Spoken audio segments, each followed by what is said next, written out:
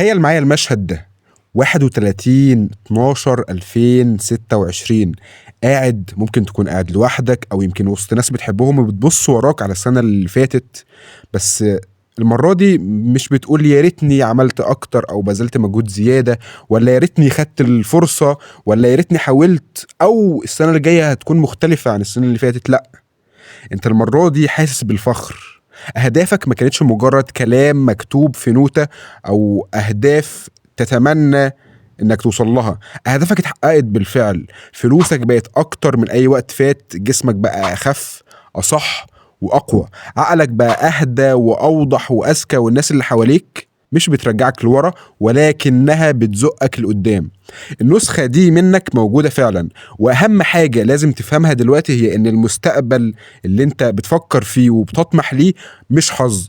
المستقبل هو نتيجة قرارات بتاخدها من اول يوم في السنة، وبتفضل على مدار السنة ملتزم فيها وبتحاول تطبقها علشان توصل للنتيجة اللي انت حطيتها وخططت ليها من البداية. وفي الفيديو ده هشاركك 4 خطوات غيروا 2025 بالكامل بالنسبة لي. نفس الخريطة اللي أنا طبقتها في 2025 كنت أتمنى إن حد يديها لي من سنين فاتت، لأن فعلا كان زمانها وصلتني لمكان أفضل بكتير من اللي أنا فيه دلوقتي. والفيديو ده مش مجرد فيديو تحفيزي ولا مجرد نظريات أو كلام حلو يحمسك لمدة أسبوع وبعدين يختفي ويتلاشى. ده فعل حقيقي عملي. هو ممكن يكون غير مريح، بس لو طبقته من النهاردة والتزمت بيه وبالكلام والخطوات اللي أنا هقولها لك على مدار السنة، أضمن لك إن 2026 غالبا هتكون السنة اللي كل حاجة في حياتك هتتغير فيها. يلا نبدأ. الخطوة الأولى: ابعد عن المشتتات واسمع صوتك. في حاجة بتدمر طاقة الناس أكتر من أي حاجة تانية، وهي الضوضاء. يعني لو فكرت في يومك العادي، يعني من بداية ما بتصحى من النوم بتمسك موبايلك، السوشيال ميديا بتقولك تبقى مين، الإعلانات بتقولك النجاح شكله عامل إزاي، الأخبار بتقولك تخاف من إيه، أهلك وصحابك حتى بنية كويسة بيسقطوا توقعاتهم عليك، وشوية شوية من غير ما تحس بتنسى تسمع أهم صوت وهو صوتك أنت. انا كنت كده، كنت في مكانك وكنت بعمل نفس الحاجة. بصحى اول ما عيني تفتح بمسك انستجرام، يوتيوب، تويتر، بشوف ناس شكلها فاهمة كل حاجة، اجسامهم احسن، فلوسهم اكتر، حياتهم افضل بكتير من حياتي. فبدل ما اتحفز كنت بحس ان انا متأخر وتايه ومشتت ومشلول. مهما عملت حاسس اني دايما ورا. المشكلة مش انهم ناجحين، المشكلة اني ما كنتش سايب مساحة لنفسي اني اسمع صوتي الداخلي، اسمع نفسي وافكر بهدوء بعيد عن اي مشتت خارجي. فغيرت حاجة واحدة بس، قررت اعمل وقت اجباري كل يوم من غير اي مدخلات، من غير اي حاجة ما تخش على افكاري او عقلي، من غير موبايل ومن غير موسيقى، من غير فيديوهات، من غير اشعارات. انا ونفسي. في الاول الموضوع كان غريب شويه وموتر بصراحه، لان انا مش متعود او ما كنتش متعود اني ابقى قاعد ما بعملش حاجه او ما فيش حاجه بتشتتني، ما فيش حاجه بتسحبني، ما فيش حاجه واخده انتباهي وتركيزي، اني اقعد لوحدي مع نفسي انا وافكاري بس. الموضوع كان صعب شويتين بصراحه. واكتشفت ان نادرا لما كنت بقعد مع نفسي اصلا، لان انا مش قادر اقعد مع نفسي كام دقيقه. كنت دايما بهرب منها، بهرب من الأسئلة الحقيقية بأي حاجة بتشتتني. بس لما عديت وتخطيت الإحساس ده حصل التحول. بدأت أسأل الأسئلة الصح واللي في مكانها فعلا. بقيت بسأل نفسي أنا فعلا عايز إيه من حياتي؟ إيه اللي بعمله علشان بحبه، وإيه اللي بعمله بس علشان أرضي الناس أو آخد قبول من المجتمع والبيئة وأهلي وصحابي وعيلتي؟ الإجابات ما كانتش دايما سهلة أو مريحة بالنسبة لي، ولكنها كانت واضحة. والأول مرة من زمان بطلت أعيش كرد فعل للأحداث الخارجية، وبقيت بختار الاتجاه اللي أنا عايزه. والنقطة اللي ناس كتير بتفوتها في الموضوع ده هو إن الهدوء مش بس وضوح، الهدوء ثقة. لما بتسمع صوتك الداخلي بوضوح بتبطل تجري ورا الترندات، بتبطل تقلد أهداف أشخاص آخرين لمجرد إنهم كانوا مؤثرين عليك. وبتبدأ تبني حياة على مقاسك انت. التحدي الأول ليك هو إن بكرة ساعة كاملة من غير موبايل، انت ونوتة ودماغك. بكل صراحة اسأل نفسك الأسئلة اللي دايما بتهرب منها. اكتب الإجابات من غير حكم، من غير فلسفة، من غير ما تحط أي أحكام مسبقة على الإجابات اللي انت بتكتبها.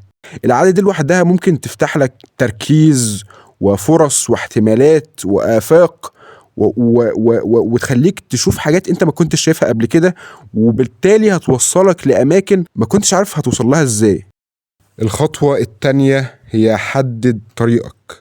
بعد ما الصوت بيهدى، السؤال اللي ما ينفعش تهرب منه هو انت رايح فين؟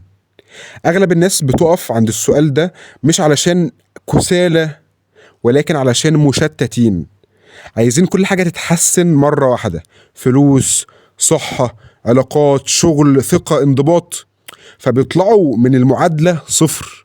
التغيير محتاج تركيز، والتركيز بيخلق قوة.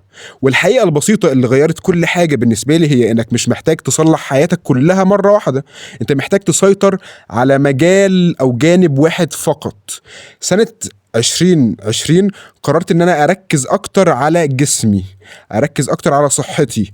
كان وزني 150 كيلو جرام بتاريخ طويل مع المعاناة من السمنة، ولكني قررت في السنة دي بدون سابق انذار، بس لما قعدت وفكرت مع نفسي ايه اللي انا محتاج اركز عليه فعلا، ولقيت ان انا محتاج ان انا اركز على جانب الصحة وجانب الجسد اكتر من اي حاجة تانية ساعتها. وبالفعل في نهاية 2020 بدون الاعتماد على أدوية أو محفزات أو أطباء أو أخصائيين، بمجرد التعلم عن التغذية والحركة، قدرت أخس 60 كيلو بشكل طبيعي، وتحولت من شكل لشكل تاني تماما. أنا كنت محدد، كنت عارف أنا فين وعايز أوصل لإيه وفي خلال فترة قد إيه، وإيه اللي محتاج إن أنا أركز عليه علشان أحقق النتيجة دي. هو ده اللي أنا كنت فاهمه، كنت محدد، كان هدفي واضح: أخس 50 كيلو في نهاية السنة.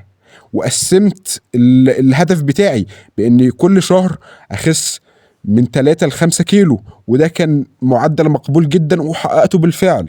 فبدأت أفكر هاكل إيه، هاكل إمتى، ايه الحاجات اللي امنعها، اتحرك قد ايه، اشرب ميه قد ايه، ايه المكملات اللي انا محتاج اخدها لو انا محتاج اخد مكملات اصلا. واللي حصل كان مفاجئ، مش ليا بس ولكن لكل اللي حواليا. في ناس كانت قعدت فتره ما بتشوفنيش، لما شافوني بعد ما خسيت ال50-60 كيلو اللي انا خسيتهم دول، ما عرفونيش اصلا، كنت شخص تاني تماما. ومن ساعتها وانا الجانب ده في حياتي بيتحسن باستمرار، جانب الصحة وجانب الجسد دايما، يعني الأسهم بتاعته طالعة دايما، بتحسن بشكل تلقائي، لأن أنا حولت نفسي وحددت الطريق اللي أنا عايز أمشيه من بدري، وعرفت إيه اللي بيتطلبه الموضوع، وفضلت مستمر. فأنت التحدي بالنسبة لك هو أنك تختار مجال واحد في 2026 وتركز فيه وتحط فيه كل تركيزك: الصحة، الشغل، البيزنس، تطوير الذات، العلاقات. اختار المجال او الجانب اللي لو اتحسن هيأثر على كل حاجة تانية. لان انا لما ركزت على الجانب الصحة ده أثر بالإيجاب على الصحة النفسية وعلى طريقة تفكيري، وبالتالي على علاقاتي، وبالتالي على دخلي.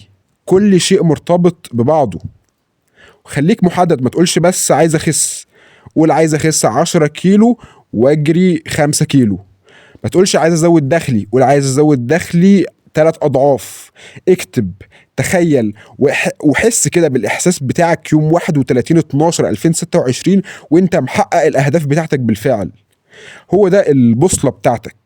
الخطوة الثالثة هي انك اتحرك قبل ما تكون جاهز. وهنا يا اما كل حاجة بتمشي يا اما كل حاجة بتقع. اغلب الناس مش بتفشل علشان هي مش قادرة او ما عندهاش الامكانيات او القدرة، ولكنها بتفشل علشان بتستنى الوقت المناسب، بتستنى الثقة، بتستنى الخطة المثالية، بتستنى الظروف. ولكن الحقيقة انك عمرك ما هتحس ان انت جاهز 100% قبل ما تبدأ في تنفيذ اي خطة. الوضوح ما بيجيش قبل الفعل، الوضوح بيجي من الفعل لنفسه. اول ما انا بدات ما كنتش فاهم اي حاجه، يعني ما كنتش عارف هبدا ازاي، بس انا ادركت ان انا لازم ابدا.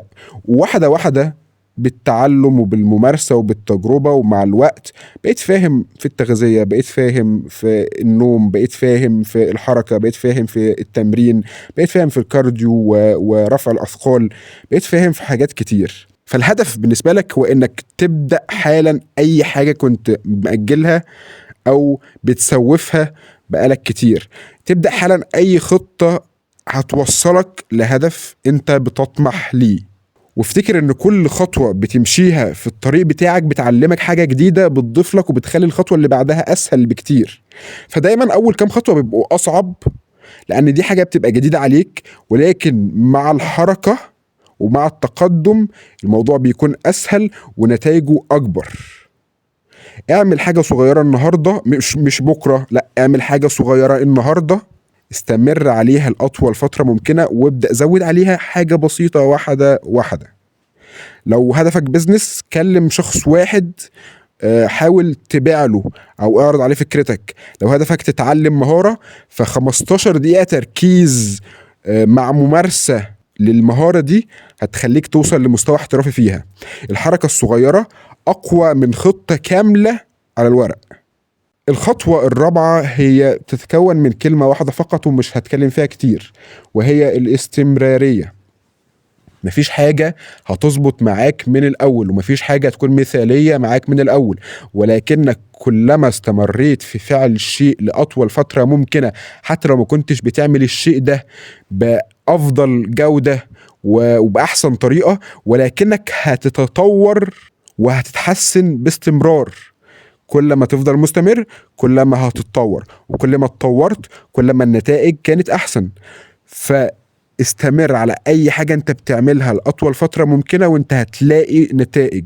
حتى لو مش شايف نتائج بعد سنة، صدقني ممكن بعد سنة وشهر تلاقي محصلة المجهود اللي بذلته على مدار السنة ظهر في آخر شهر ده. يعني انا برضو لو انا بتكلم عن رحله فقدان الوزن كمثال، فانا اول 15 ل 20 كيلو خسيتهم ما كانش باين عليا اصلا ان انا خسيت. لو انا كنت بعتمد على راي الاخرين او لما ما لقيتش ان باين عليا ان انا خسيت من اول 15 ل 20 كيلو، ده كان رقم كبير، كان ممكن اقول لا خلاص مش مكمل.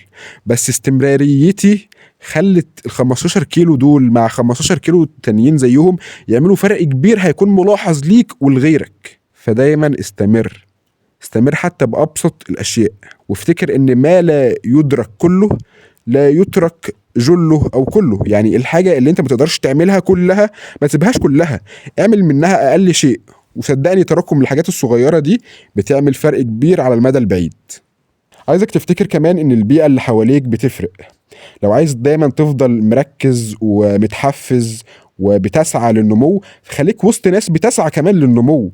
لو الكلام اللي انا بقوله لك ده حسوا اي كلام، فصدقني هو ده الواقع. هو دي التجربة العملية معايا ومع غيري اللي أدت لوجود نتائج كبيرة فعلا. فعلا أنا بكلمك كأخ صغير أو كأخ كبير أو كأخ قدك، كواحد صاحبك في المدرسة في الجامعة. اسمع مني، أنا كنت في مكان وحش قوي، وبجد الخطوات دي لما غيرت طريقة تفكيري غيرت حياتي، غيرت حاجات كتير جدا في حياتي. مش عايز ابالغ واقول لك انا بقيت مليونير ولا لا، انا ما بقيتش مليونير، ما بقيتش مستر اولمبيا، ما بقيتش اي حاجه كبيره، بس بقيت في مكان افضل من اللي انا كنت فيه السنه اللي فاتت، والسنه اللي فاتت كنت في مكان افضل من اللي كنت فيه السنه اللي قبلها. ودايما هو ده هدفي، ان انا كل يوم اكون نسخه افضل من ما كنت عليه امبارح، حتى لو نسخه افضل بواحد من 100%، فده افضل من ان انا افضل في مكاني، مش ان انا ارجع ورا حتى. لو حسيت ان الكلام بتاعي ده لمس حاجة جواك، فما تنساش تدعمني وتدعم الفيديو ده بلايك، وبعته لأي حد من صحابك تحس ان هو محتاجه، واشترك علشان نكمل رحلتنا سوا. 2026 ان شاء الله هيكون فيها محتوى اكتر بكتير، وان شاء الله نوصل فيها لحاجات كتير مع بعض. الرحلة دي انا مش فيها لوحدي، الرحلة دي انا فيها معاكو، مع كل شخص مهتم انه دايما يكون نسخة بجد افضل من نفسه، ونسخة بكرة احسن من النهاردة، ونسخة النهاردة احسن من امبارح. السؤال الوحيد اللي انا عايز اسأله لك في الاخر هو عندك هدف، لو عندك هدف قررت انك خلاص هتجري وراه وهتحط الخطوات والخطة الكاملة علشان تجري وراه. لو ما عندكش لازم تحط هدف، حتى لو هدف صغير، حط هدف واجري وراه، عشان وجود اهداف هو اللي بيدي لحياتك معنى وبيخليك تقوم من النوم عايز تعمل حاجة في حياتك. وانا متأكد انك هتعمل حاجة في حياتك. شكرا ليك واشوفك الفيديو اللي جاي. سلام.